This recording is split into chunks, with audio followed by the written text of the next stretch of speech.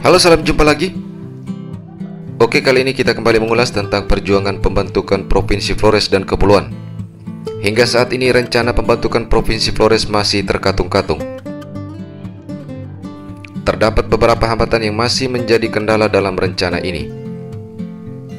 Secara oral maupun pernyataan tertulis dari berbagai elemen daerah-daerah di Flores, baik pemerintah, DPRD, lembaga swasta, maupun tokoh masyarakat, sudah sering terdengar dan tersiar bahwa mendukung pembentukan Provinsi Flores dan Kepulauan. Akan tetapi statement-statement tersebut ibarat masih bersifat abstrak. Di sisi lain, pro kontra lokasi calon ibu kota di tengah masyarakat juga mencuat, terutama di dunia maya. Misalnya pada beberapa video yang pernah kami upload sebelumnya, masing-masing berargumentasi dengan keunggulan ataupun kelebihan dari 5 daerah yang disepakat sebagai calon ibu kota Provinsi Flores.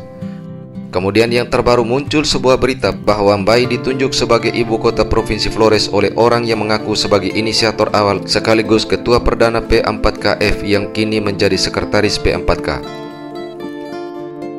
Sontak warganet Pulau Flores maupun di NTT ataupun di luar NTT berdebat di dunia maya.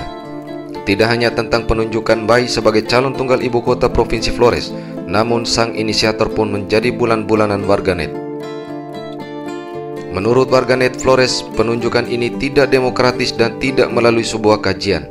Sementara untuk menyepakati penentuan calon ibu kota merupakan wewenang masing-masing kepala daerah setelah memperoleh hasil kajian.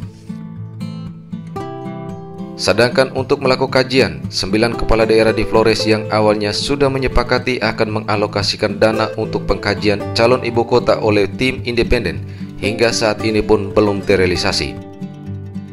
Tentu satu hal yang logis adalah bahwa masing-masing pemerintah daerah perlu mengikuti regulasi untuk mengalokasikan suatu dana agar tidak terbelit dengan persoalan hukum dalam pengelolaan keuangan daerah.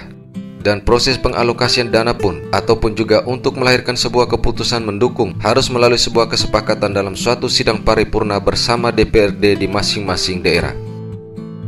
Tentu semua kita bisa mencari tahu syarat-syarat pembentukan sebuah daerah, dan penunjukan salah satu lokasi sebagai calon ibu kota provinsi tidak hanya berdasarkan pernyataan sepihak, namun atas kesepakatan bersama dari masing-masing daerah di Flores dan Kepulauan. Apalagi saat ini pemerintah dari pusat hingga daerah masih fokus pada persoalan wabah COVID-19 yang juga membutuhkan dana, dan pemerintah pusat pun juga masih memberlakukan moratorium pembentukan daerah otonomi baru.